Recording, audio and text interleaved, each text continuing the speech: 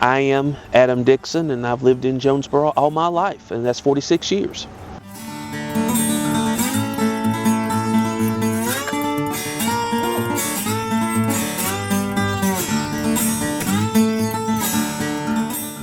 What brought your family to Jonesborough? Well, that's a wonderful question. So I don't really know the whole history of my family coming to Jonesborough, but I do know that Dr. Joseph Ray immigrated from Ireland here in the 1830s, and he had a slave, Jenny. And Jenny gave birth to twins, Alfred and John. And John would have about 7 or 8 children, one of which was Catherine Ray. And Catherine married Larkin Dickson, and they had 3 children. Fred was the youngest, and Fred met Evelyn, and I came in the world.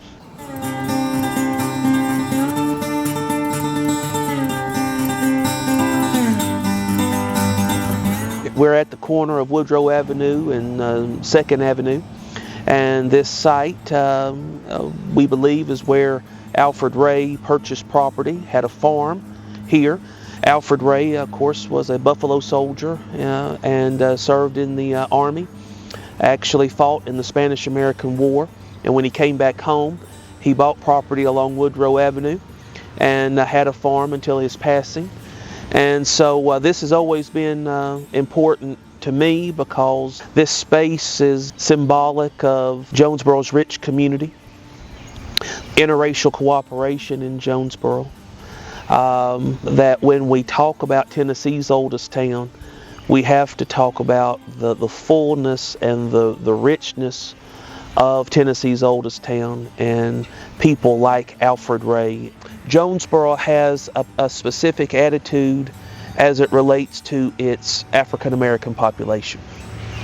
I don't mean to romanticize it, don't mean to over dramatize it, but I think it's something that Jonesborough should be proud of, that the first newspaper written against slavery was written in Jonesborough. I think people should be proud of the fact that the stones that are at the base of the current courthouse, John Ray, Alfred Ray's twin brother, was the stonemason who formed those stones. I think that those are things that we should be proud of. That to me is the power of who we are as people of Jonesborough. I have great memories of people here in this town that just embraced you and really saw you as somebody. Jonesborough days, it was like homecoming back in the 80s and 70s, 80s and 90s. Thousands, literally tens of thousands of people from all over the country would come to Jonesborough. I can remember Saturdays when we would have the parade. Just every Saturday of a Jonesborough Days parade, it would rain. And Miss Carolyn May lived there in the May house on the corner of 1st Avenue and Main Street.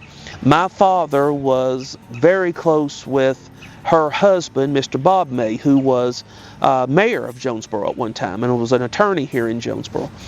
And Miss Carolyn was so kind and gracious to him and to me. Every year for Jonesborough Days, Miss Carolyn would invite us to sit on the porch. So I have memories every time I walk by the May house and I see the porch. I have memories of sitting on the porch for Jonesborough Days. We could watch the parade from the porch. And so we had a standing invitation.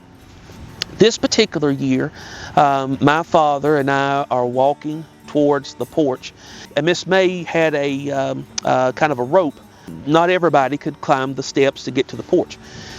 And so my father, again, we had the invitation. She had already called him, let him know, and so he was about to remove the rope, and somebody stopped him and began to question, well, where are you going? What are you doing? You don't have the permission to get there. My father, if you knew Fred Dickson, he never, I don't think, retreated from speaking his piece. He responded to her. I remember them going back and forth. And then Miss Carolyn comes out and says, Fred, what's the problem? And the woman said, well, he was going to climb the steps. And Miss Carolyn May said, he's welcome here. I invited him. He has every right to be here. And Fred, come on up here. And so we climbed the steps and we sat down and we watched the parade. Those are just small vignettes that I can think of. And let's be very specific. White individuals in Jonesborough. Receiving, respecting, including. One of the things that I learned was treat others the way you would like to be treated. And I'm so grateful that in my life I have met a lot of people that really showed me that value is of worth and should be nurtured. What's something that happened that surprised you, that you wouldn't have expected to happen in Jonesborough? So I do remember when the Ku Klux Klan came to Jonesborough. I remember when we actually had Klan members on the street in Jonesborough. They weren't wearing hoods, but they were wearing robes. I remember that. I remember seeing a Klansman in his robe. And I remember him looking at me and me looking at him. There were some instances, isolated instances, where I remember words used and things said. One of the things that I'm most grateful for is that there were people here in Jonesborough that they taught you how to deal with adversity.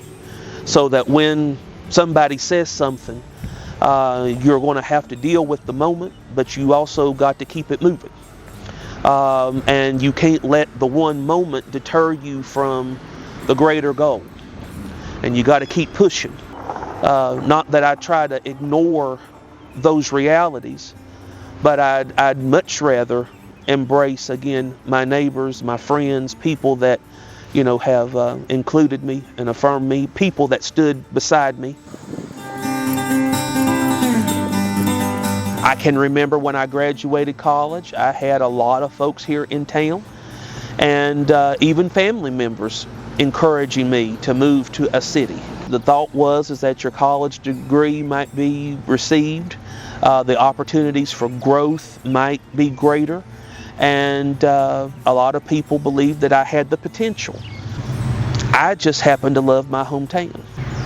I felt empowered in Jonesborough. I saw Fred Dickson move with a great deal of confidence in Jonesborough. And I was maybe silly enough to think that, well, if he could have it, why can't I have it? Why can't I do something here in town? And so it's taken us some time. There's been some highs, there's been some lows. But I'm grateful that we've been able to eke out some kind of existence here. But yes, I have thought about moving away and trying to carve out some life somewhere. I would love for Jonesborough to live out its moniker, to be the storytelling capital of the world, and really hone in on telling its story of what I like to call interracial cooperation. I think that's a rich story to tell. I think that it's also important to tell segregation did exist in Jonesborough. We ought to showcase that as part of our story. So I have high hopes that we will be the storytelling capital of the world, want to tell who we are and what distinguishes us, what distinguishes this region. Not in the context blending in with a narrative of, yes, this history existed and it was abhorrent. I would hope that we would tell the story of, yes, this history existed, but we've always found ways, the Jonesborough way, if some people might say, we've always found a way working around that history. You can be honest in telling the history, but there's also a rich dynamic to Jonesborough that we ought to be bold enough to tell. I hope that for people coming all over the country, parts of the world to Jonesborough, that we will continue to be a space that they feel included and affirmed. I'm seeing people walk this morning and jogging and different things, and so we've made some very firm investments in Tennessee's oldest town and making sure that we have pedestrian connectivity and that we are a space where people can play and live, thrive. And so my hope for the future of Jonesborough is that we'll continue to make those investments and really see that as a key piece of our long-term business plan, and not just see that as just something that's just coincidental, but that it is an actual investment. When we invest in the quality of life of our citizens, the community is stronger, the municipality is stronger, people will spend money in town. Property tax revenue and sales tax revenue will thrive when we invest in the quality of life in our citizens. And we're already seeing that. I just hope we build on it.